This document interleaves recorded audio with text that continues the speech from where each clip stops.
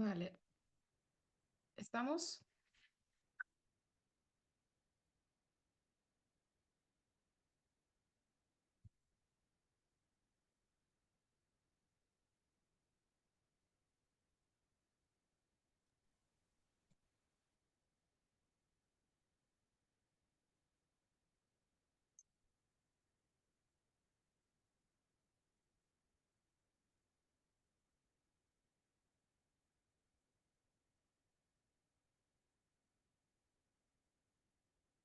Chicos, ¿estamos listos? A ver quién hay. Está, atención técnica. Alcibiades, John, José Manuel, Juan Carlos, Julián, Laura, Lidia Inés, Marta Lucía y Jason.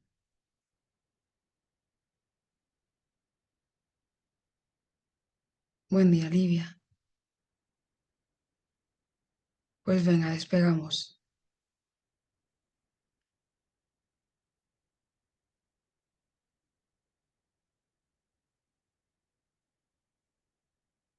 Hoy es una clase especial porque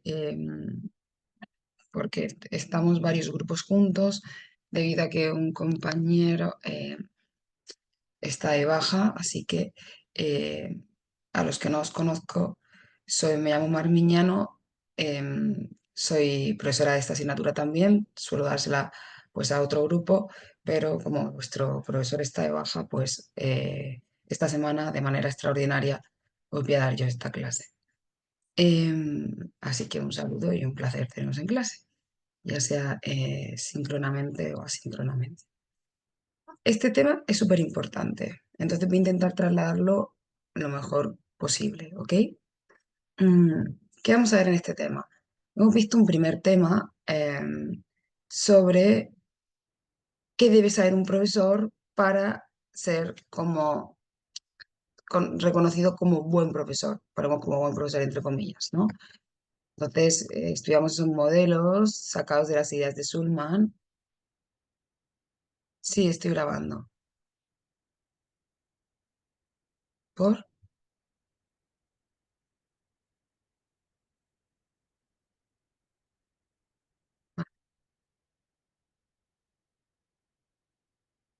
Entonces,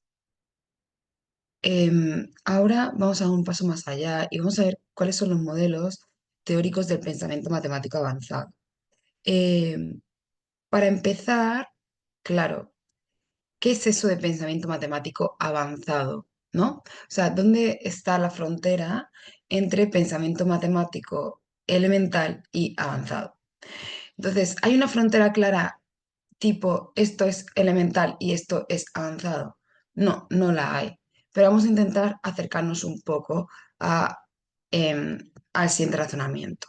Cuando haya contado esto, os voy a introducir la actividad primera que tenéis que realizar, pero aún no os he contado los fundamentos y va a ser más difícil si os lo cuento ya. Entonces, eh, este tema para mí es súper importante, no ya de cara al examen, que ya os he dicho que el primer y el segundo tema son las bases, los modelos que vamos a aplicar con los contenidos del tema 5, 6, 7 y 8, ¿no? Sino de cara a vuestra didáctica en vuestra realidad de aula. Eh, Al principio, cuando se cuenta, se ve como un poco quizás teórico y no conectado con la realidad, pero espero que lo lleguéis a ver como yo lo veo y con la utilidad que yo lo veo, ¿vale? Solo necesito que abramos un poco la mente, ¿no? Entonces, vamos a acercarnos a estos modelos para el aprendizaje, el análisis matemático, eh, pero previamente, como os he dicho, vamos a diferenciar entre lo que es elemental y avanzado, ¿ok? El término pensamiento matemático avanzado surgió en un congreso allá por 1985, un congreso de psicología de la educación de matemáticas, ¿no?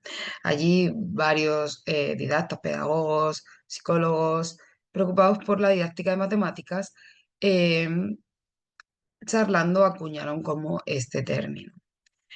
Al principio se decidió en un primer acercamiento que se llamase como pensamiento matemático avanzado aquel pensamiento que se desarrollaba en los últimos cursos de ESO, bachillerato y los primeros cursos universitarios, dejando el término elemental para cursos inferiores. Pero llegó un momento que algunos de estos didactas, pedagogos, psicólogos, matemáticos, etcétera, discreparon bastante. ¿Por qué? Porque dijeron, ¿realmente esto es cierto? ¿Conocemos la pirámide de taxonomía de Bloom? Os pregunto.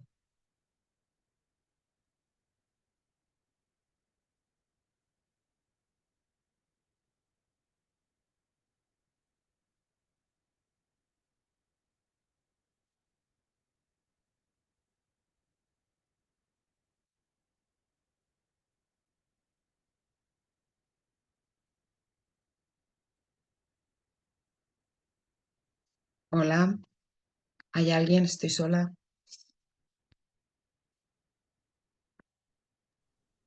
No, señora, yo por lo menos no lo conozco. Vale, pues esto es bastante importante. A los que no estéis viendo la clase en directo, No. ¿vale?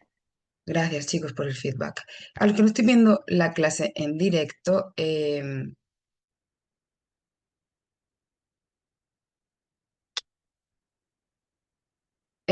buscad en Google taxonomía de Bloom, porque voy a poner el link en el chat, pero no lo vais a poder ver.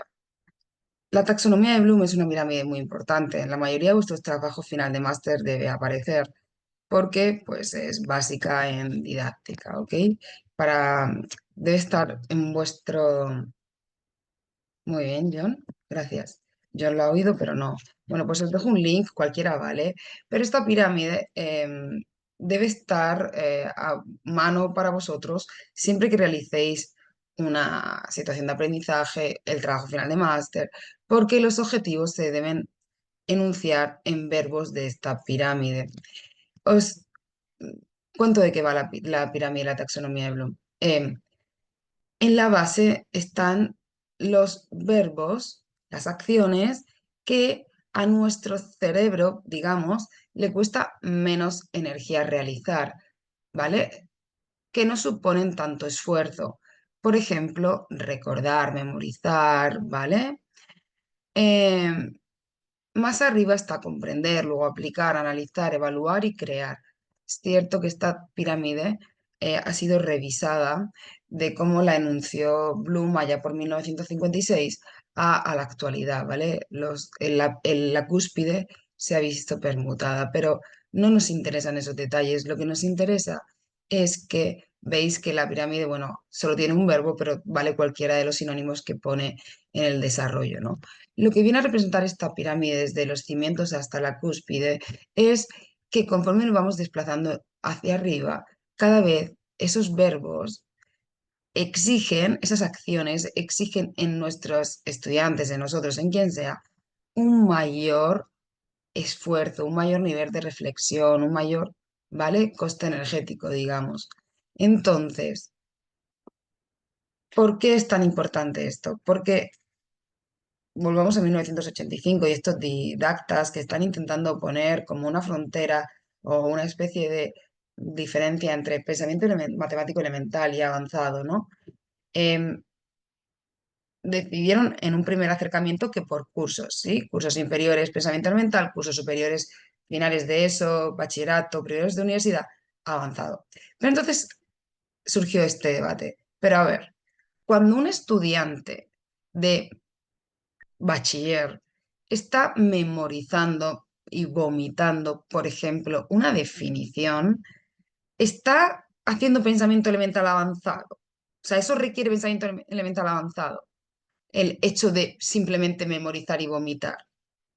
Em, y sin embargo, un alumno de primeros cursos de ESO al que se le propone pues crear un ejercicio similar a otro para y está creando, está analizando, es- esa persona está de verdad en elemental. Entonces, claro,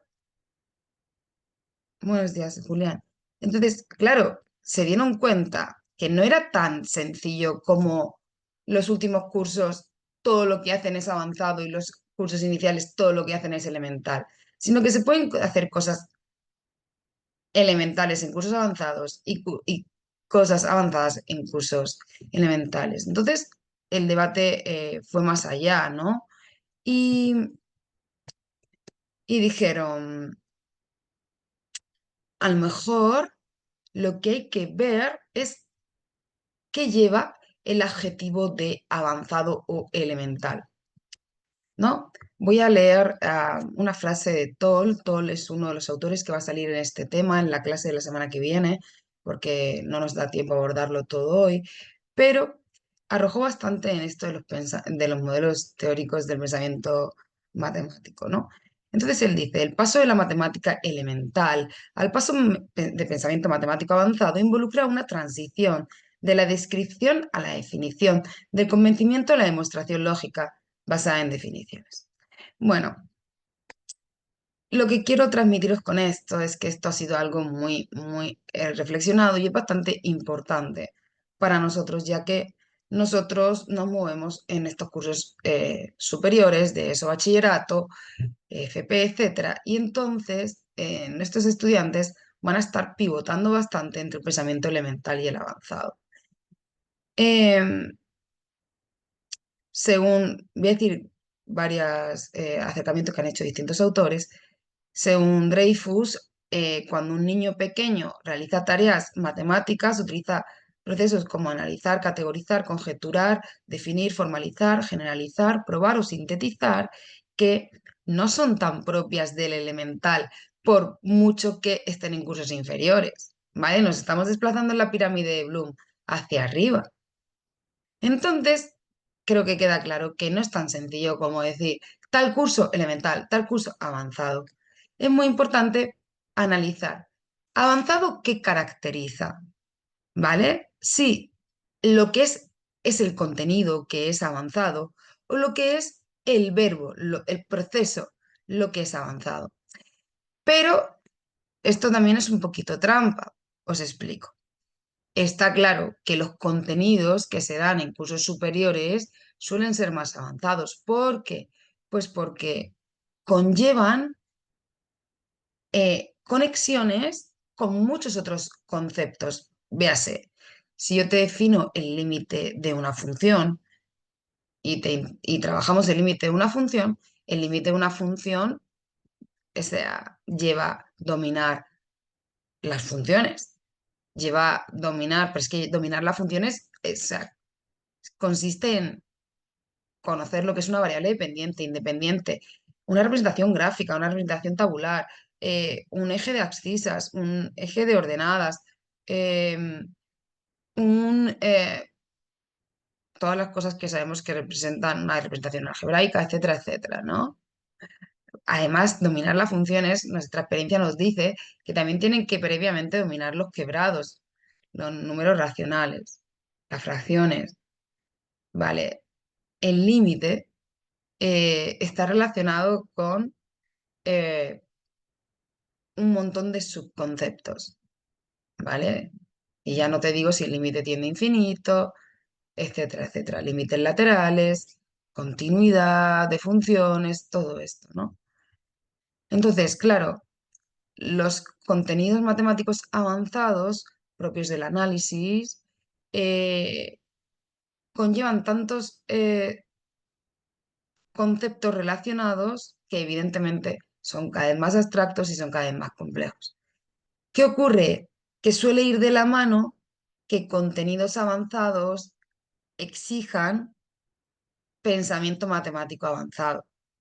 Pero si yo te digo, vale, hemos definido ya lo que es un contenido matemático avanzado. Ok, por ende, evidentemente las funciones conllevan dominar tantas variables ¿no? Tantos subconceptos relacionados que evidentemente son muy abstractos, tal, es avanzado. Pero si yo te digo, memoriza la definición de función y vomítala sin una mayor reflexión, eso sería elemental. Sería elemental con un contenido avanzado, pero elemental porque he vomitado, o sea, he memorizado la definición como podría haber memorizado un trabalenguas y lo he vomitado. ¿Ok? Pero en cuanto empecemos a trabajar con ellas, reflexionar con ellas, crear con ellas, etcétera, evidentemente nos estamos desplazando en la pirámide hacia arriba. ¿Vale? Entonces, avanzado puede caracterizar el contenido o el tipo de pensamiento, ¿vale? Y ahí os remito a la pirámide de Bloom. Si simplemente recordar, memorizar, pues sería elemental, pero en cuanto exija un poco más de niveles de la pirámide, pues ya será más avanzado. Pero evidentemente están relacionados. Contenidos matemáticos más avanzados suelen suponer pensamientos más avanzados. ¿He trasladado esto bien?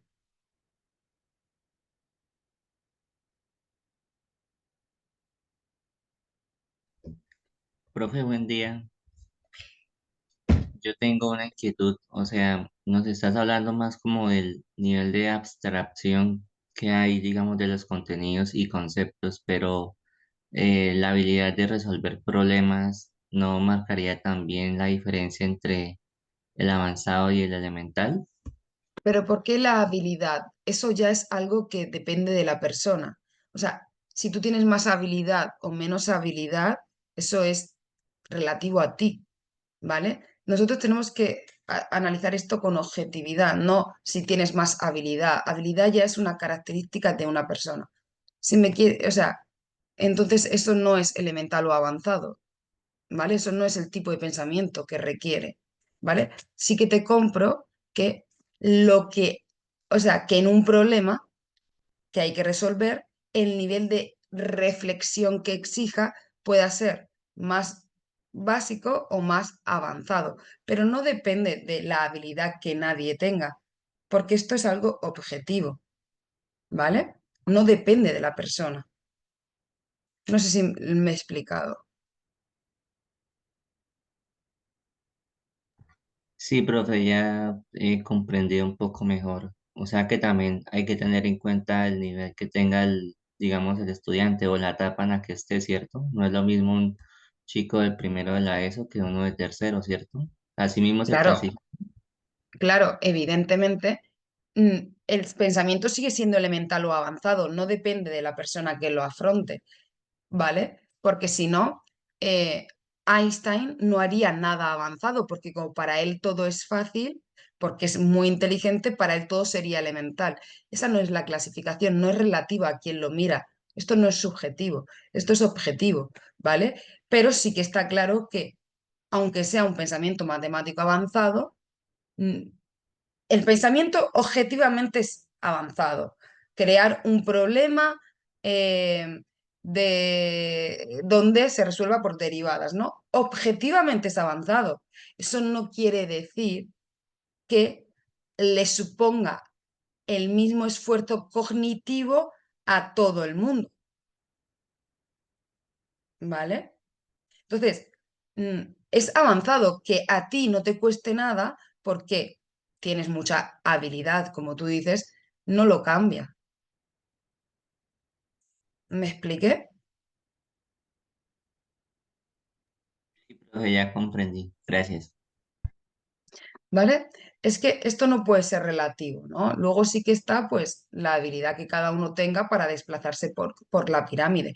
Y evidentemente, ahora te doy paso, Johan. Y evidentemente, em, sí que no todo el mundo sube por los eslabones de la pirámide con la misma soltura, porque tampoco todo el mundo parte del mismo punto. Y esto es constructivismo. Tú construyes sobre lo que tienes construido.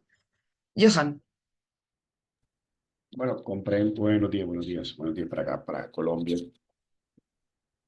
Profe, bueno, estoy entendiendo que para cada, bueno, supongo que para, no supongo, lo que estoy entendiendo es que, bueno, para cada, digamos, nivel en el que estemos, digamos, primero de la ESO, segundo de la ESO, tercero de la ESO, va a haber un pensamiento avanzado, porque siempre el estudiante va a comenzar desde el nivel más bajo del que estamos hablando de la pirámide, me imagino de recordar, comprender, aplicar, analizar, evaluar y crear, pero hay contenidos que de una manera u otra sí son avanzados porque requieren de mayor complejidad. Por ejemplo, usted estaba hablando del tema de límite. Límite requiere pues un conjunto de otras teorías que puedan, que se necesitan utilizar en el contenido. Ahí sí va a necesitar, digamos que un contenido más avanzado. Y para ese contenido pues también van a haber ese mismo grupo o tipos de pensamiento desde el eslabón más bajo al eslabón más alto. O sea, 100%. Lo digamos has dicho perfecto. la relación entre el contenido y el pensamiento. Lo has dicho perfecto. Sí, entonces, pues siempre cuando enunciamos estos objetivos para una situación de aprendizaje, etcétera, vamos a ir desplazándonos para cualquier contenido en niveles inferiores, en niveles superiores, desde estos más elementales a subir por la pirámide con los verbos. Tu primer objetivo, salvo que es una situación de aprendizaje, llevamos 2 semanas con las funciones y ahora que era una situación de aprendizaje, pues ya estoy en la pirámide arriba. Pero cuando tú abordas por primera vez las funciones, ¿no? Vas a empezar por la base, con verbos de la base para enunciar tus objetivos y te vas a ir desplazando hacia arriba, ¿no? Entonces, como bien comentas, para cualquier contenido podemos enunciar, empezar con un tipo de pensamiento elemental, es decir, pues memorizar unas reglas, memorizar una definición, tal, que no exija reflexión ni análisis ni muy allá, y luego, cuando hayamos desbloqueado esos niveles, ya nos vamos subiendo a un tipo de pensamiento más avanzado. ¿Qué ocurre? Que claro, en niveles superiores donde los contenidos suponen tanta abstracción, están tan relacionados entre sí, o sea, por ejemplo, si yo te doy la definición de derivada, en la definición de derivada empiezas con un límite. O sea, evidentemente no es, o sea, evidentemente exige ya desde el principio conectar con otros conceptos. Entonces, va a ser más costoso energéticamente incluso memorizar la definición de derivada que una definición de algo más sencillo, de primero la ESO, ¿no? De los números primos, por ejemplo. Pero al final estás memorizando, sí, memorizar por memorizar, bulimia educativa, ¿no? Entonces, memorizo, ¿vale? Y vomito, estoy en la base de la pirámide. Luego, si me dicen crea un problema, pues ya, en cualquier caso, estoy en avanzado. Sí, Julián,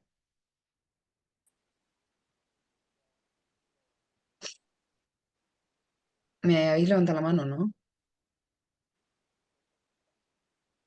Bueno, yo Bueno, pues, sigo. para Sí, terminar un poquito, digamos que como maestros, bueno, usted que es la maestra, nosotros que somos los bueno, maestros, somos todos maestros, somos, sí, ahora somos mismo colegas. oh, en este momento en el rol, todos somos estudiantes, usted es la maestra, pero como maestros sí, todos identificamos qué contenido es avanzado, pero para el estudiante, ese tema nuevo es un tema avanzado. Ya, pero volvemos a lo mismo. Es que esto es didáctica, ¿no? O sea, la palabra avanzada la utilizamos en nuestra jerga, ¿no? Entonces, claro, tú puedes, o sea, el estudiante para él todo es avanzado porque está por delante, ¿no? Entonces, si estoy en primero de primaria, segundo de primaria, para mí es avanzado.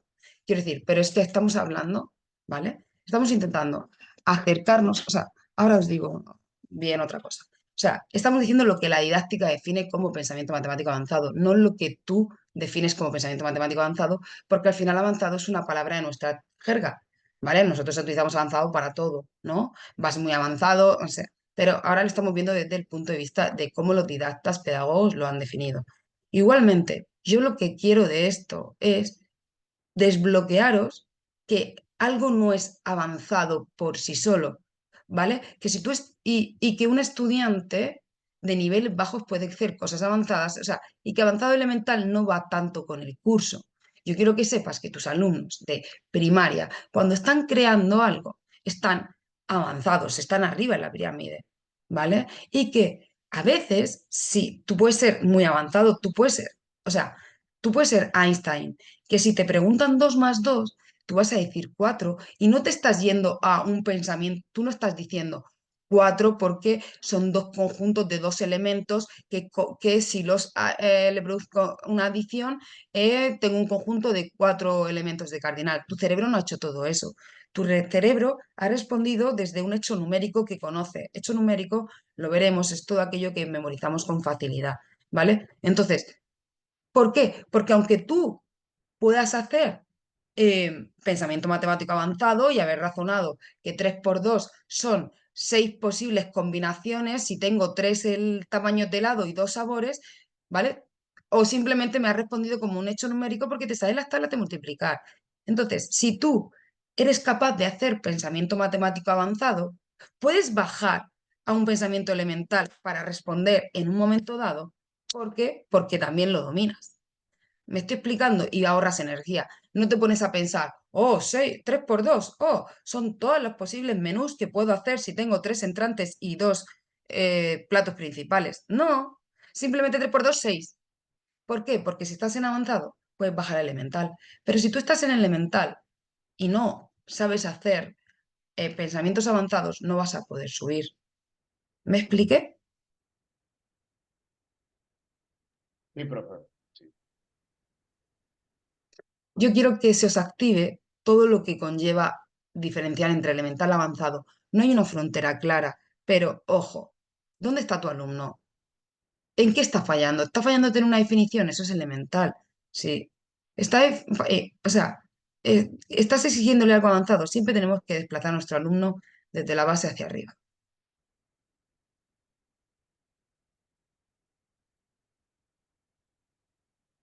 Vale, esto es como un resumen. Pues que tradicionalmente elemental avanzado se asociaba a distintos niveles educativos y ya hemos visto que eso no tiene sentido, ¿vale? Em, en la actualidad va más bien ligado a en qué parte de la pirámide está, ¿no? En qué tipo de actividad matemática se lleva a cabo. Dice Julián que su micrófono no funciona.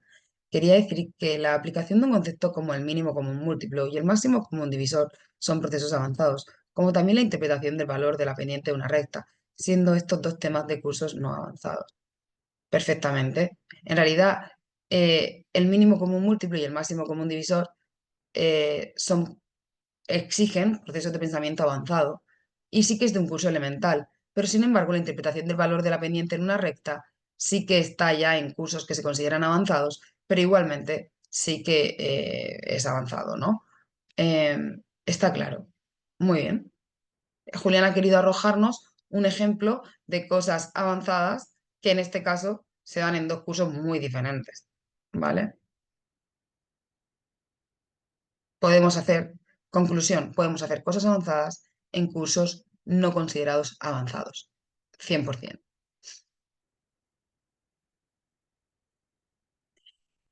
Antes de empezar con estos modelos teóricos de pensamiento, tenemos que ir a su base, ¿vale? Y la base de estos modelos es el constructivismo. Los padres del constructivismo reconocidos son dos principalmente, Piaget y Vygotsky. Las ideas son similares, pero tienen diferencias sustanciales.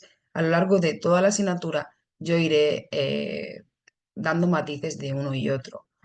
Es una teoría pedagógica que todos conocemos, que nace a finales del siglo XIX y principios del XX. Surge gracias a que en la pedagogía se ha avanzado bastante y ya han golpeado, han aportado valor, eh, pues todo el conductismo de Pavlov, Skinner, etcétera, etcétera. Gracias a que la pedagogía por estas teorías psicológicas avanza, nosotros llegamos a este constructivismo, ¿no? ¿En qué consiste? En que hay que facilitar al estudiante las herramientas necesarias para que pueda construir su propio conocimiento. En realidad, estos autores, Piaget, Vygotsky, dicen que el estudiante, a base, bueno, que cualquier ser humano, a base de interactuar con el contexto, con el entorno, va construyendo su propio aprendizaje. Piaget dice que básicamente no necesitan a nadie que les guíe, que el ser humano simplemente por ir interactuando con el entorno va a ir asimilando y acomodando y asimilando nueva información y va a ir construyendo su aprendizaje. Vygotsky sí que piensa que todo esto es real, pero que necesita un facilitador que le ayude a salir de su zona de desarrollo, de su zona de desarrollo a su zona de desarrollo próximo, ¿vale? Es decir, que nosotros como profesores hagamos de andamio, en palabras de Vygotsky, si hay un niño que está en la base de un árbol y quiere coger el nido de la primera rama a la cual no alcanza, no se trata de que tú como docente le cojas el nido y se lo bajes, sino que le hagas de andamio para que él se pueda subir en ti y llegar a esa primera rama. Vale, hay matices. Por ejemplo, Vygotsky pone mucho énfasis en que nosotros, si aprendemos del entorno, del contexto, cómo nos comunicamos con el contexto, con el lenguaje. Por eso Vygotsky va a hacer mucho hincapié en que hay que cuidar el lenguaje, porque al final es con lo que nosotros interactuamos y cuál va a ser nuestra fuente de aprendizaje, de constructivismo. También hace bastante hincapié en que si aprendemos del contexto, de interactuar con nuestro entorno, el contexto en el que alguien se desarrolla es vital en su crecimiento. Pero bueno, es que es bastante científico, porque hay bastantes estudios que demuestran que el entorno es vital. De hecho, está la teoría de los gemelos en la que pues se han hecho muchos estudios en todo el mundo, en el que pues dos gemelos, 100% gemelos quiere decir que comparten totalmente el ADN, o mellizos, ¿vale? Los que no comparten el total del ADN, se han separado, no para hacer el estudio, sino porque estaban separados, crecieron separados al nacer, ¿no? Uno fue a parar como tú a Boston y yo a California, ¿no? Y entonces se han hecho estudios con esta muestra y se ha visto que dos personas con ADN compartido que se han criado en contextos muy distintos han obtenido resultados muy diferentes, desarrollos cognitivos muy diferentes. El que ha tenido pues como más medios o un entorno en el que era mejor caldo de cultivo para desarrollar pues sus estudios, etcétera, etcétera, ha obtenido mejores resultados que el que lo ha tenido más difícil o un entorno que no era motivador en este aspecto. ¿Vale? Entonces, cuando alguien te diga, no soy bueno en matemáticas, le puedes contar este estudio. ¿Vale? ¿Cómo que no eres bueno en matemáticas? Sí, no tiene no tiene que ver con tu ADN, tiene que ver con tus oportunidades, ¿no? Con tu contexto, con tu entorno. Entonces, bueno, pues Vygotsky va a decir que no le puedes contar las mismas matemáticas a alguien que está en la selva amazónica y su contexto es la selva amazónica, que necesita las matemáticas para desenvolverse en la selva amazónica, que a alguien que está en puro New York y que necesita sus matemáticas para desenvolverse en puro New York, ¿vale? Entonces, distintos contextos necesitan matemáticas distintas. Esto es lo que va a decirnos Vygotsky, entre otras cosas, ¿no? En el constructivismo, deja claro que si el estudiante aprende, construye su propio aprendizaje interactuando, etcétera, etcétera, no lo puedes tener aburrido en clase recibiendo información de forma pasiva, sino que tiene que ser activo, tiene que construir su aprendizaje. Entonces, tienes que facilitárselo. ¿Cuáles son las limitaciones del constructivismo? Evidentemente, no todos los estudiantes poseen los mismos cimientos, las mismas estructuras mentales desarrolladas, o sea, a la vez. No todos los estudiantes, si estos son tus estudiantes, pues uno estará aquí, otro estará aquí, otro estará aquí, otro estará aquí, otro estará aquí, otro estará aquí, ¿vale? Por eso cuando hablamos de la diversidad del aula y decimos, nos enfocamos como en las necesidades, específicas, pues si tengo un alumno con TDAH, si tengo un alumno con trastorno del espectro autista, si tengo un alumno disléxico, si tengo un alumno con discalculia, si tengo un alumno con dificultad del idioma, si tengo un alumno con una minusvalía visual, eh, cualquier otra minusvalía física, pues, auditiva, lo que sea, ¿no? Ponemos como el foco ahí porque evidentemente necesitan, digamos, más atenciones. Pero en realidad, si recurrimos a cómo se define la diversidad, diversidad es cualquier ritmo de aprendizaje distinto que tengas en el aula. Y en realidad, si tienes 40 alumnos, vas a tener 40 ritmos de aprendizaje. Tu diversidad es el 100% de tu aula.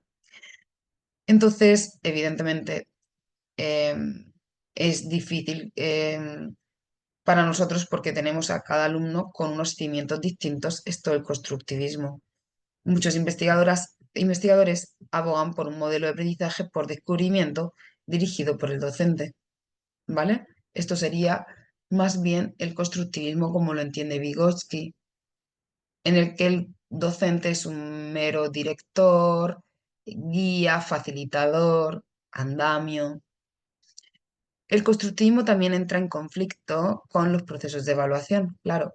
Si tienen que construir desde donde cada uno está, luego tú no puedes poner la evaluación aquí, porque si yo estaba aquí, ¿cómo llego ahí? El que estaba aquí no le cuesta nada llegar, pero el que está aquí, ¿cómo llega, no? Entonces, la evaluación es difícil de ejecutar en este tipo de teoría constructivista, porque no puede ser que abogues porque cada uno construya a su ritmo, con su tal, no sé qué, pero luego cortes aquí y el que no ha llegado, entonces, claro, obviamente tiene limitaciones.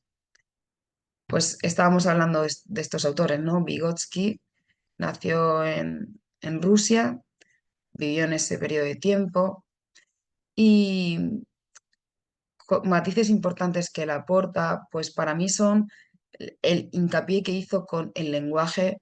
Para él, cuidar el lenguaje era fundamental.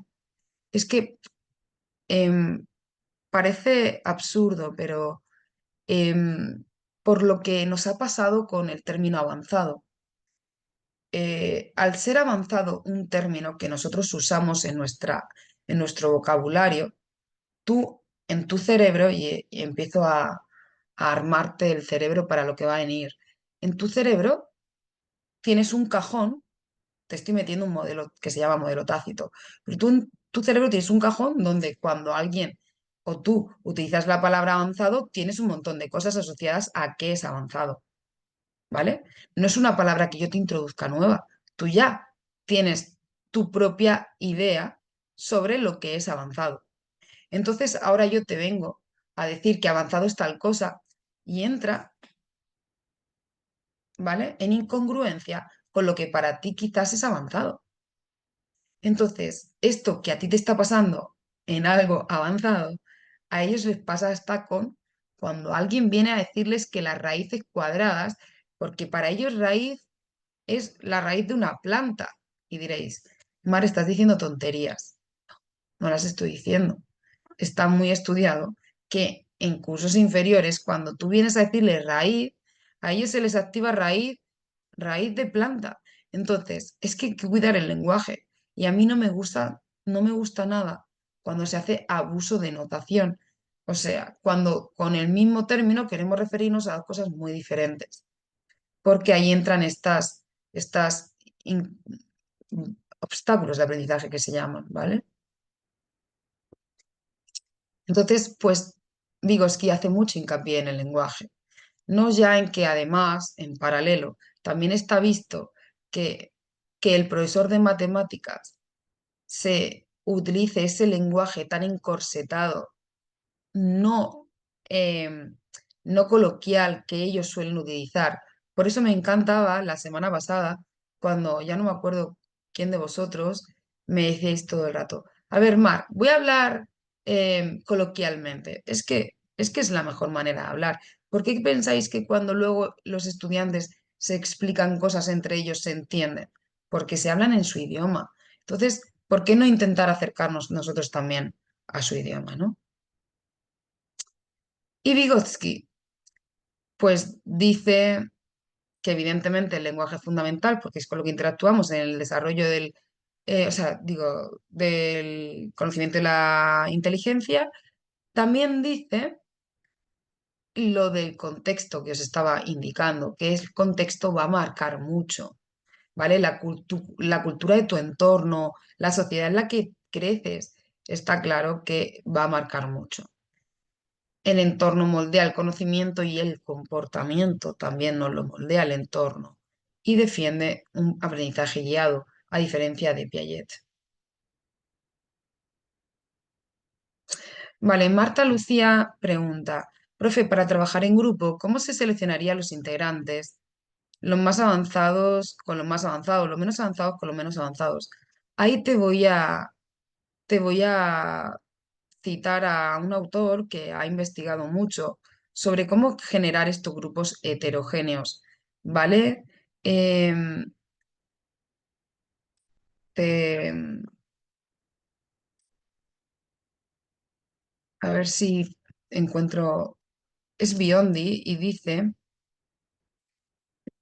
es que él se moja en algo que yo te voy a dar aquí es mi opinión sobre mi experiencia. Yo siempre trabajo en aprendizaje no en grupo, yo trabajo en aprendizaje cooperativo. Cooperativo es muy especial porque no es como el colaborativo, donde los estudiantes colaboran. En el cooperativo hay unos principios que se deben cumplir y os voy a contar ahora ya que salió el tema. Os voy a pasar esto porque para mí es bastante importante que vayáis teniendo como vuestra hemeroteca para poder tener, eh, si hacéis el trabajo final de máster sobre algo de esto, tener ya pues unas fuentes de donde empezar a investigar. Este autor que te paso, Biondi, dice, respondiéndote Marta, dice que lo ideal son grupos de 4 en el que pongamos, primero hagamos como un test de lo que vas. Un test, no me refiero a un tipo test, me refiero a unas pruebas para que podamos, aunque sea con una tormenta de ideas, para que puedas identificar el distinto nivel que presentan tus estudiantes. Tú piensas que no todos los estudiantes son fuertes en todos los temas. Entonces, cada tema que vayas a abordar vas a tener alumnos fuertes, alumnos débiles, se llaman así en didáctica. No seré yo quien acuñe ese término de débil o fuerte, lo llaman así ellos y yo solo parafraseo, ¿vale? Alumnos fuertes, débiles, medio débiles, ¿no? Medio, vamos a llamar al nivel alto, nivel bajo, nivel medio alto, nivel medio bajo. Entonces, según este autor y la mayoría de los autores del cooperativo, crear grupos heterogéneos es acercarte a este ideal, que tengas un alumno fuerte en un grupo, un alumno débil y dos medios, medio alto, medio débil sería lo ideal. Pero claro, tú luego tienes una muestra que es la que es y pues acercarte a eso lo máximo posible, ¿vale? Entonces, Biondi incluso se involucra en decirte cómo los debes poner en el aula, ¿vale? Él ha demostrado, hay muchos estudios que demuestran que los estudiantes que están enfrente tienden a, en grupo, enfrente, tienden a intercambiar más ideas y los que están, y si estás al lado en una mesa cuadrada, rectangular, tiendes a compartir material y recursos, ¿vale?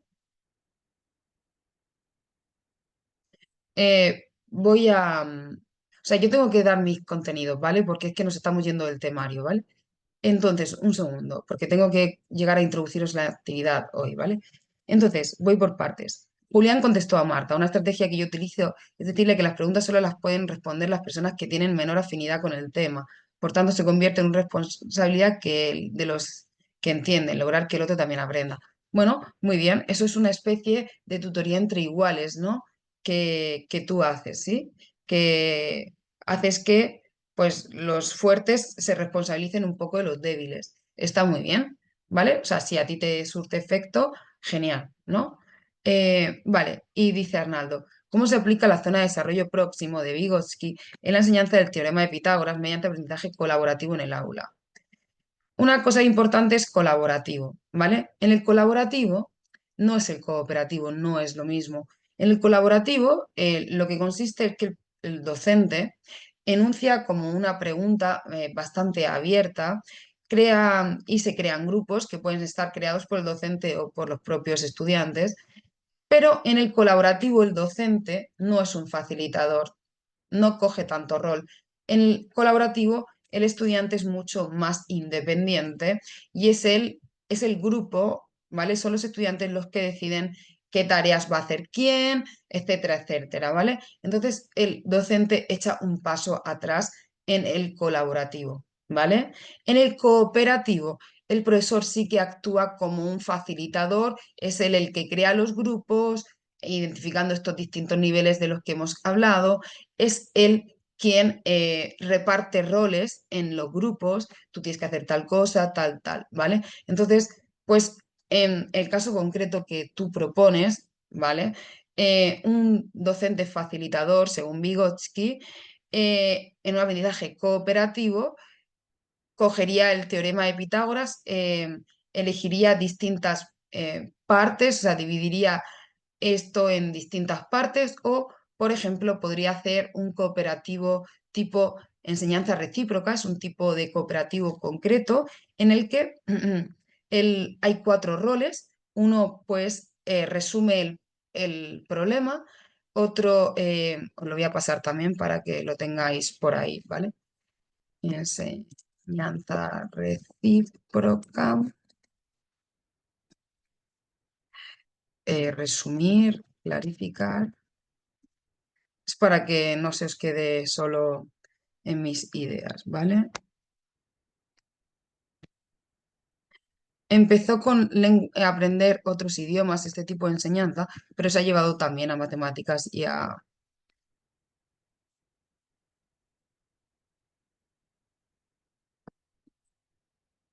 cualquier otra ciencia. Entonces os comparto para que vayáis teniendo pues eso, si os va interesando y para vosotros mismos, ¿no?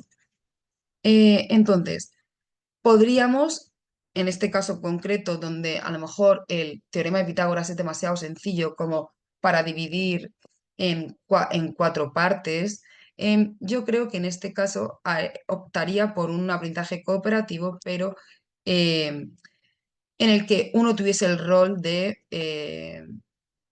resumir el problema o del concreto que estuviesen trabajando de Pitágoras. Otro haría,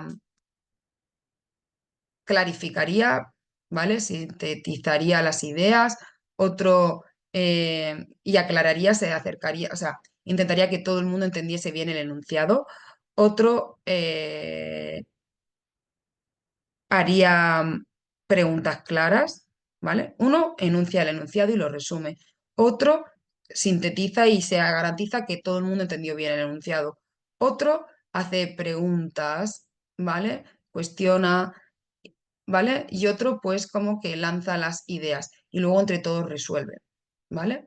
Entonces, tú como docente tienes que identificar cuáles son los grupos, quién va a hacer qué, ¿vale? Estos roles van rotando.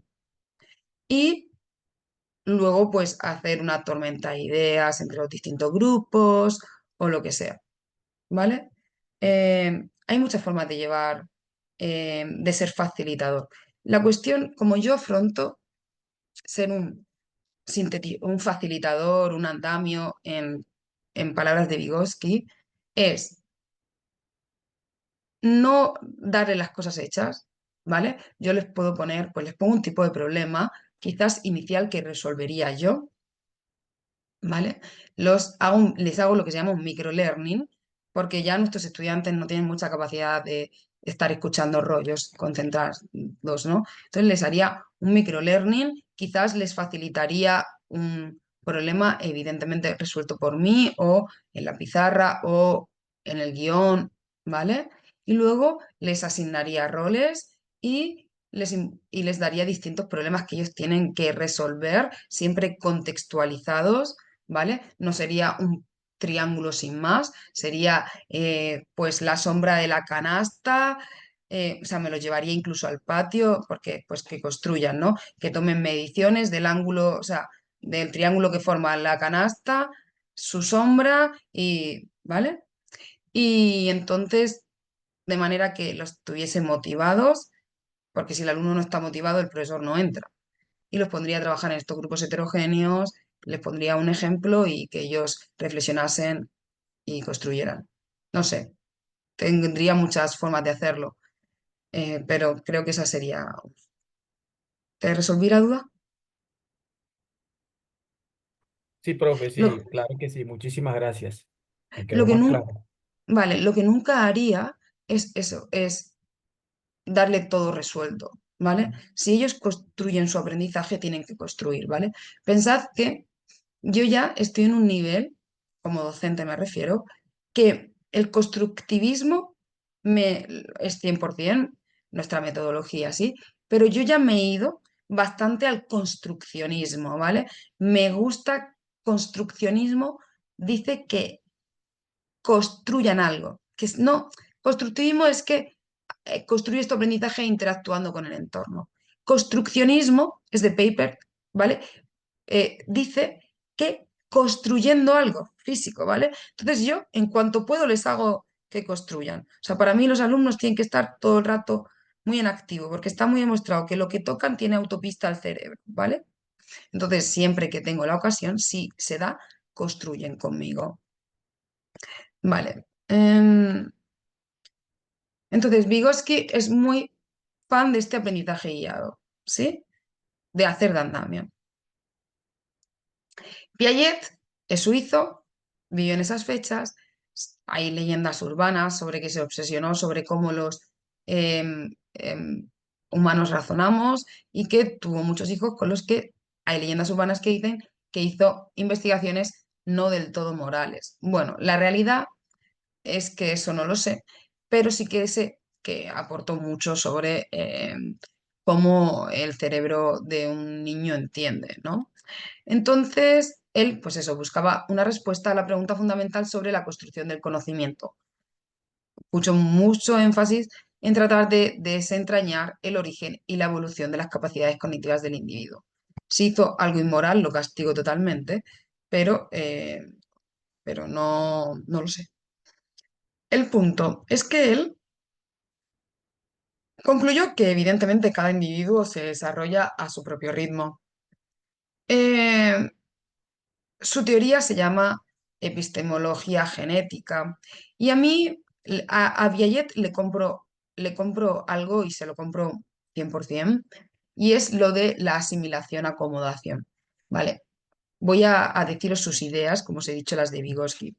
Él dijo, él decía, ¿no? El niño y la niña nacen y enseguida o sea, por lo general, pero da igual, tampoco me meto en este debate, por lo general se alimenta del seno de la madre, ¿no?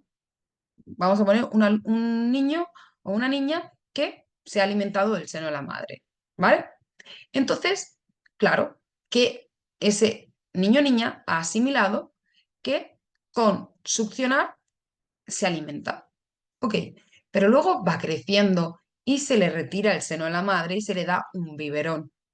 Claro, lo importante lo sabe hacer, que es que, pues si succiona, se alimenta. Pero le falta algo. Y es que ahora tiene que coger el biberón. Entonces, al principio no lo coge. Lo va a ir cogiendo conforme que, pues mira, él tenía asimilado que si succionas, te alimentas. Pero ahora el contexto ha cambiado, ¿vale? Eh,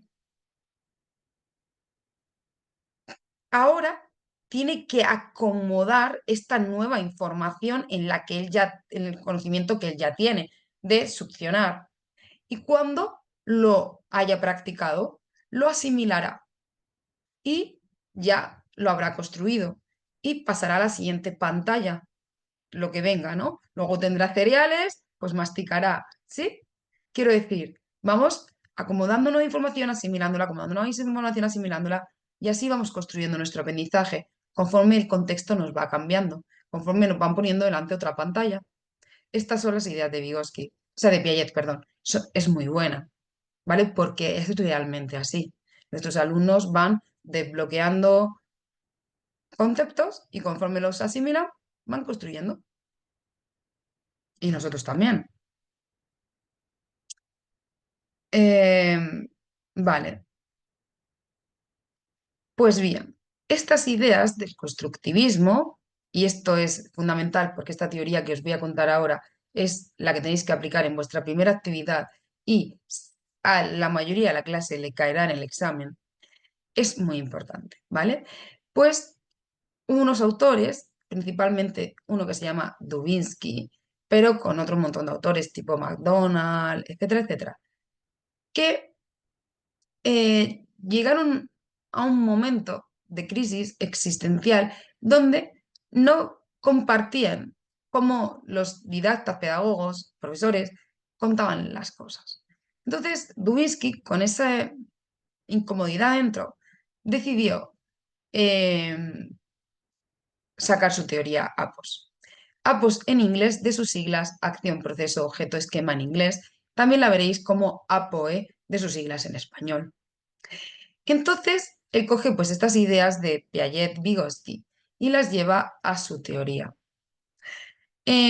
Bueno, una reflexión que él hace es el conocimiento matemático de un individuo consiste en el modo en que se enfrenta a las situaciones problemas matemáticos, construyendo acciones, procesos, objetos y organizándolos en esquemas, dando sentido a las situaciones y a resolver los problemas. Vale.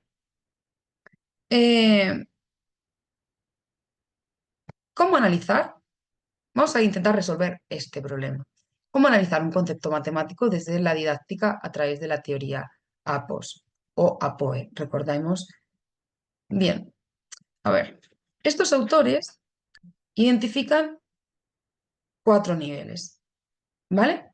Y esos 4 niveles, que son las siglas, acción, proceso, objeto, esquema, identificar esos niveles forma parte de la primera parte de un ciclo que ellos proponen, que es lo que llaman la descomposición genética del concepto. Es decir, hacer esta descomposición genética es identificar estos 4 niveles para un contenido matemático. Bien, lo vamos a aplicar como ejemplo con el contenido función. Entonces, para hacer esta descomposición genética, en teoría, ¿qué deberíamos hacer? Pues lo primero para identificar estos 4 niveles de un contenido es conocer bien el contenido.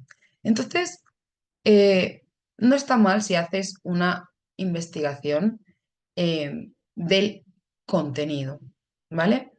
No solo la definición del libro de texto, etcétera, etcétera, sino haces una investigación profunda de cómo surge el contenido, etcétera, etcétera. Eso te va a ayudar. Bueno, Mar, si me lo preguntan en el examen, no puedo hacer ese research, no puedo hacer esa investigación. No, evidentemente.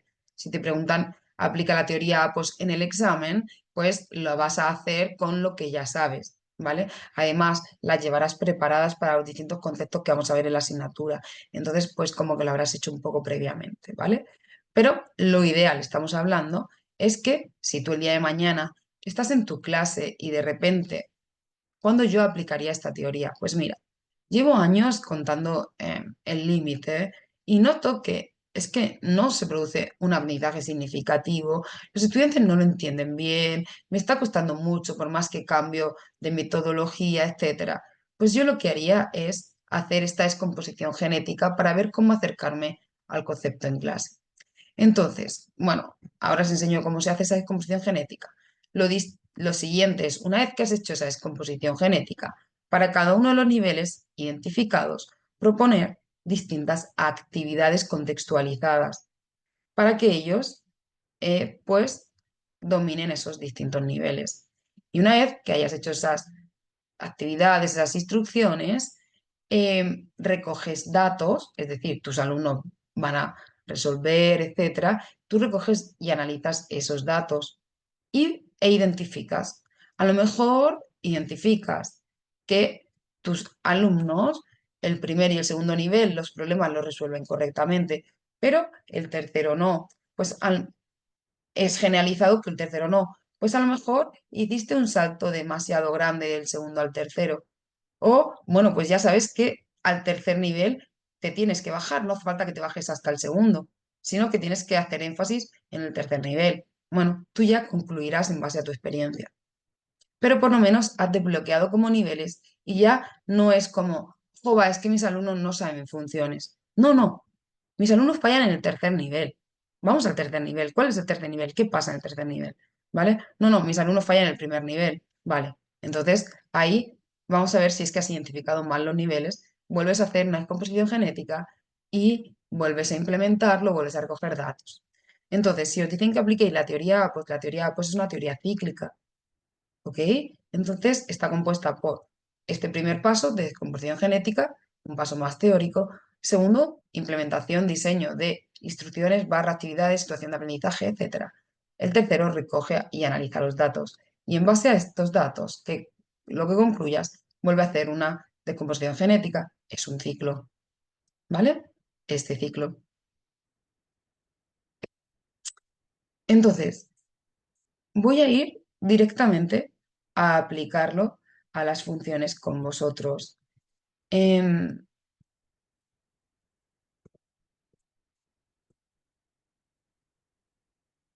no, vamos a aplicarlo a las derivadas, porque las funciones es el que tenéis que hacer vosotros, que me he liado. De función, aplicarlo a la función es vuestra actividad, ¿vale? Yo voy a poner el ejemplo de las derivadas, ¿vale? Entonces, vamos a por el primer paso del ciclo de la teoría de composición genética. Identificar los 4 niveles: acción, proceso, objeto, esquema. Es muy importante que primero hagamos como una definición teórica de cada uno de los niveles, digo, de cara a la actividad y de cara al examen, ¿vale? Y luego lo apliquemos al contenido matemático que nos hayan facilitado. Chicos, quiero hacer una diferenciación, ¿vale? Es decir, yo voy a explicar la actividad, pero los que no sois mis alumnos, porque estéis aquí eventualmente porque vuestro profesor Luis está de baja, la semana que viene, que el profesor Luis vuelve, preguntadle lo que él espera de esta actividad, ¿vale? Porque os la va a corregir él. Entonces, cada profesor corrige en base a lo que espera de la actividad. Entonces, es muy importante, yo os voy a decir para que sepáis lo que tenéis que hacer, pero es muy importante que le preguntéis al profesor Luis qué espera él de vosotros respecto a esa actividad. Yo voy a decir lo que yo espero respecto a mis alumnos, ¿vale? Porque a ellos sí se lo voy a corregir, ¿vale? Pero bueno, voy a lo que hay que hacer. Bueno, vamos a por el concepto de derivada. Vosotros luego, estas mismas ideas, las aplicáis a función. 4 niveles: descomposición genética, acción, proceso, objeto, esquema. ¿Qué son Lo vamos a dividir en 2 y 2. Acción y proceso. ¿Qué son estos 2 niveles?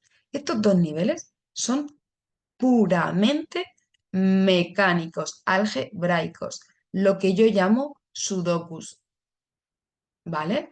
En el nivel acción, el estudiante ejecuta unas pautas, normas, reglas que un tercero, ya sea el profesor facilitador o el libro de texto, les ha dado y las ejecuta sin mayor reflexión, simplemente aplicando esas reglas que les han dado. En el caso de las derivadas, si me han explicado cómo se derivan los polinomios, pues yo, x cubo, 3x cuadrado. Me han dado unas reglas que yo ejecuto, sin mayor reflexión ni sobre las reglas, ¿vale? Es decir, podría resolver derivadas inmediatas, pero no estaría en capacidad todavía de resolver derivadas que, aunque sea solo algebraicamente, o sea, que aunque sea solo algorítmicamente, mecánicamente, supongan una mayor reflexión sobre, pues, regla de la cadena, derivada del producto, derivada de la composición de funciones, ¿vale? Ahí no llego. Yo solo sé que me has dado unas reglas de derivación inmediata y yo pues las aplico. En nivel proceso, yo sigo en nivel puro algebraico, mecánico, algorítmico, ¿sí? Pero ya soy un pro. Yo en nivel proceso ya soy capaz de derivarte lo que me eches. ¿Para qué sirve? Ni idea. Pero soy un pro. Te ganaría unas olimpiadas de derivadas. Sé hacerte la derivada del producto, la derivada del cociente, aplicar la regla de la cadena con soltura, ¿vale? Sigo en nivel algorítmico, pero nivel avanzado. Yo ya soy capaz de reflexionar sobre el algoritmo, sobre la parte mecánica. Entonces, soy capaz de, tú me das cualquier derivada y yo soy capaz de sacarla, por compleja que sea. En nivel acción, yo solo soy capaz de hacer derivadas de las funciones elementales. En nivel proceso, yo ya soy capaz de hacer las derivadas de funciones compuestas, aplicar mi regla a la cadena, la derivada de un producto, la derivada de un cociente, ¿vale? Ahora, ¿sabría responderte qué es que la derivada de la recta en un punto, todo eso? Reflexión del concepto no tengo. He desbloqueado la parte algorítmica en acción en nivel básico y en proceso en nivel pro. Soy capaz de, en proceso, soy capaz de hacerlo de manera abstracta, no tengo por qué ejecutarlo. Yo en nivel acción tengo unas normas que ejecuto, que realizo, ¿vale? Porque las tengo, pues aún no las domino, tal. En nivel proceso ya soy capaz por ejemplo, imaginad que estoy contando. En nivel acción estoy contando de dos en dos. Yo diría 2, 4, 6, 8, lo escribiría. En nivel proceso ya sería capaz de decir 2, 4, 6, 8, así hasta el infinito. No tengo por qué ejecutarlo. Ya lo puedo hacer de manera abstracta. ¿Sí? ¿Se vio bien la diferencia entre nivel, acción, proceso y quedó claro que son niveles puramente mecánicos? Profe, pues creería yo que, de acuerdo a lo que usted dice, entonces en el nivel acción es como una situación metódica, más bien lenta. Y en el nivel proceso ya está como mecánica. O sea, ya hay una Sí, mecanización del proceso. son todas mecánicas desde el punto de que no, no hay una reflexión. Nada más que algorítmica, nada más que de la parte mecánica, pero no hay una reflexión de conceptual, ¿sí? Pero, claro, en nivel acción me dan las reglas y yo las aplico tal cual y no tengo mayor capacidad vale, y si ahora tengo derivada del seno, el coseno, pero la derivada del seno de x cubo, ahí ya no, en nivel acción. ¿Vale? En nivel proceso, pues claro, pues tengo que hacer la regla de la cadena porque es una función, ¿vale? Compuesta, sí. ¿Visto? Entonces sí, en la primera, como el estudiante aún no domina, es como más lento porque ejecuta las normas tal. En el segundo, como ya tenemos dominio, aunque sea algorítmico, como tú dices, ya se ponen en modo mecánico y lo hacen, ¿no? Pero es que volvemos a hacer un abuso de notación, ¿vale?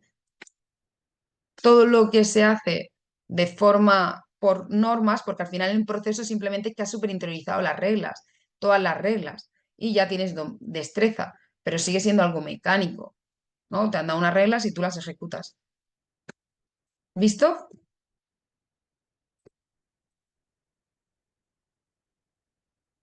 Sí, profe, sí. ¿El resto estamos ok? Venga, Señora. pues pasamos a nivel objeto. En el nivel objeto, el estudiante, voy a por la definición primero y ahora os lo meto. El estudiante ha encapsulado los procesos. Ahora os explico qué significa eso. Y el estudiante en este nivel ya es capaz de entender la definición, reflexionar, etcétera, etcétera. ¿Qué significa que ha encapsulado los procesos? Imaginad el caso de la derivada. nosotros podemos hacer distintos procesos. Por ejemplo, si queremos saber si la función presenta un máximo o un mínimo, vamos a hacer que la primera derivada sea igual a cero. Eso es algo mecánico que hacemos, ¿no? Igualamos la primera derivada a cero y si la segunda derivada es mayor que cero es un mínimo y si es menor que cero es un máximo. También podemos estudiar las derivadas para ver si es creciente o decreciente.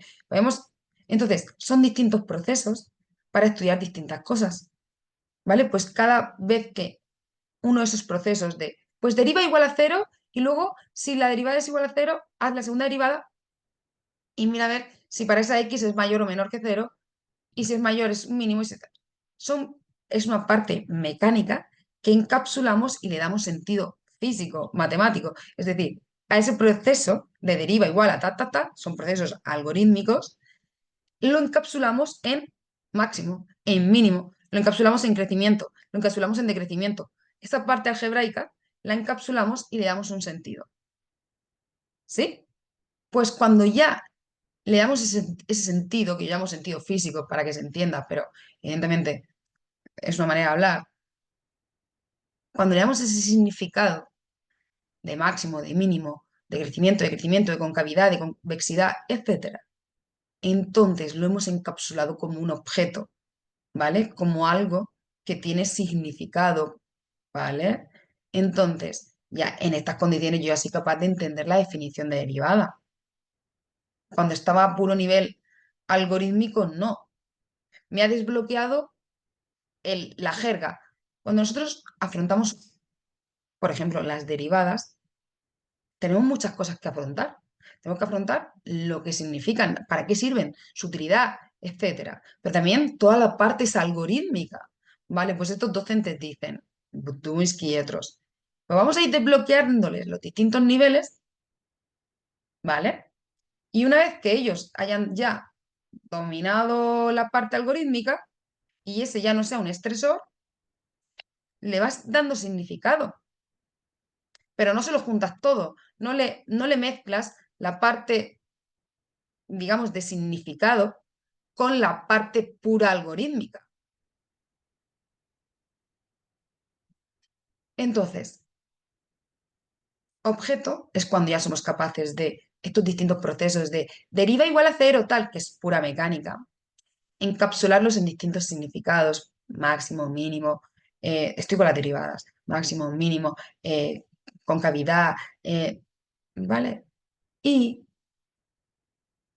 que si la pendiente de la recta tangente en un punto, y, ah, y son capaces de entender ya bien la definición. Y el nivel esquema es el nivel en el que nosotros vivimos. Nivel esquema es, vale, el estudiante ya no solo comprende perfectamente la derivada, es capaz de encapsular distintos procesos para darle distintos significados, distintos objetos, es decir, objeto máximo, objeto mínimo, objeto crecimiento, objeto concavidad, ¿vale?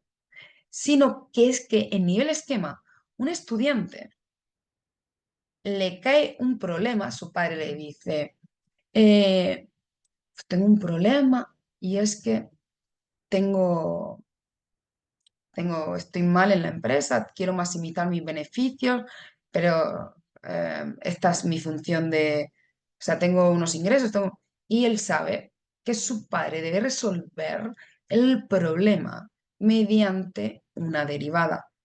Debe intentar buscar que la derivada primera sea nula y la segunda derivada sea menor que cero para maximizar esa función. Véase su padre, véase un problema de física que están viendo, véase cualquier otro, un problema de economía, etcétera, etcétera. Ellos ya saben identificar que un máximo se resuelve mediante una derivada. Entonces, el nivel esquema es que el estudiante no solo entiende las derivadas, su definición y sabe hacer toda la mecánica, sino que además es capaz de identificar cuándo un problema se resolvería aplicando una derivada. ¿Vale? Entonces, ¿qué tenéis que hacer en esta primera actividad? Teoría lanzada, ¿ok? ¿Qué tenéis que hacer en esta primera actividad? Pues elaborar una descomposición genética de la noción de función, ¿vale? Entonces tendréis que decir nivel acción, una pequeña definición teórica y aplicarlo al nivel función, o sea, al contenido función. Luego proceso, teoría aplicado, objeto, teoría aplicado, esquema, teoría aplicado.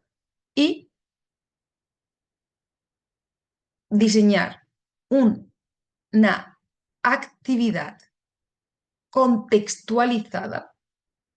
O sea, no hace falta que tenga el formato de superdiseño de actividad, pero poner un ejemplo de actividad, ejemplo, que le podríamos decir al estudiante para que trabaje cada uno de esos niveles. Véase, sigo con derivadas. Yo digo, nivel acción de derivada. El estudiante solo sabe aplicar derivadas inmediatas, ¿no? Pues yo voy a trabajar esas derivadas inmediatas. Como van a ser problemas contextualizados, no le voy a decir derívame x cubo, le voy a decir, tengo la trayectoria de un misil, sigue la siguiente función, sea real o no sea real. No te voy a decir, oye, es que eso no sería nunca la trayectoria de un misil. No es el foco, ¿vale? Entonces decimos, la trayectoria de un misil sigue la siguiente función, x cuadrado menos 2x más 7. Entonces, trabaja el nivel acción aplicando la derivada, ¿no? Deriva la función para obtener, aunque el alumno aún no sepa, ¿vale? Que la derivada de la posición te da lo que sea. Yo lo que quiero, aunque él no lo sepa, yo le voy armando el inconsciente. Entonces, siempre se le va a dar un contexto. Entonces, se le dan las reglas. Aún él no entiende más, pero le desbloqueo la parte algorítmica, le doy las reglas de cómo se deriva, pero yo ya se lo voy trabajando en un contexto, ¿vale? Pero me quedo en nivel acción, me quedo en pura derivada inmediata. Luego paso al nivel proceso, también con un contexto que derive funciones, ya compuestas, ¿vale? Y siempre proponemos ejemplos concretos. No me valen los ejemplos tipo, les diría que deriven funciones con... No, ¿qué función? Dame la receta del bizcocho, ¿vale? Y con un contexto. Luego pasaría ya al nivel objeto, donde el estudiante ya comprende la definición, entonces le pondría el problema en un contexto matemático, pero donde él ya tiene que entender el problema, entender el contexto, ¿vale? Ya no es simplemente por enmarcárselo. Ahora ya le quiero decir pues que reflexione sobre dónde presenta un máximo la función beneficio, tal, lo que sea. Y luego en nivel esquema le propondría un ejemplo donde, ya no de la asignatura de matemáticas, donde él tenga que identificar qué se resuelve con una derivada. ¿Vale? Entonces, que yo os he hecho para derivada, vosotros tenéis que hacerlo para función.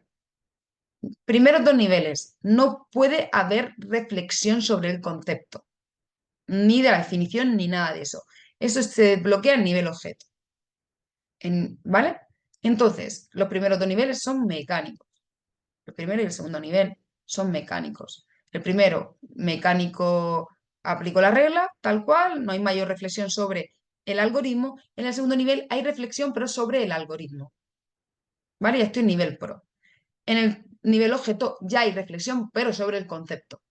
Ya entiendo la definición, ya puedo encapsular distintos procesos, ta. Y el nivel esquema es que en cualquier entorno yo soy capaz de identificar que eso se resuelve mediante una derivada o en tu caso se puede modelizar mediante una función. ¿Vale?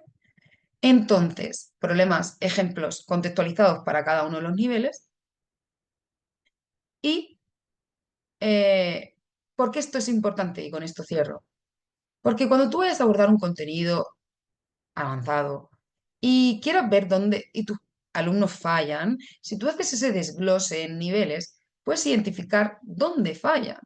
Entonces, si un alumno te está fallando en nivel acción, pues es que hasta las normas inmediatas, hasta las reglas inmediatas de derivación no las ha pillado. O a lo mejor no te falla a nivel acción, te falla a nivel proceso. Pues refuérzale la regla de la cadena, refuérzale esas funciones compuestas, ¿vale? O a lo mejor toda la parte algorítmica la domina, simplemente no llega a comprender su aplicación, su sentido como nivel objeto. Pues entonces refuerza esa parte.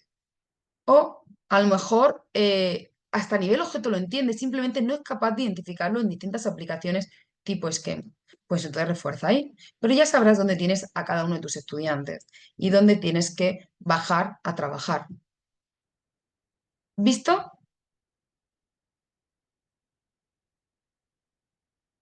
Sí, profe, si yo le pregunto algo, o sea que los dos primeros procesos es solamente, ¿cómo se Acción-proceso, llama? para no Acción. liarnos. Es que no podemos decir procesos a procesos, ¿vale? No Sí. hagamos abuso de notación. Vale, los dos primeros niveles, Sí, los dos primeros niveles es solamente como visualización, no habría ahí descripción. bueno, es puro algoritmo. Es Ok. decir, reglas, reglas, reglas. No hay reflexión cognitiva del concepto, ¿vale? Sí, profe, ya la entendí, gracias. Nada, una cosa, ¿hay alguien que no sea, de los 23 participantes, hay alguien que no sea alumno mío?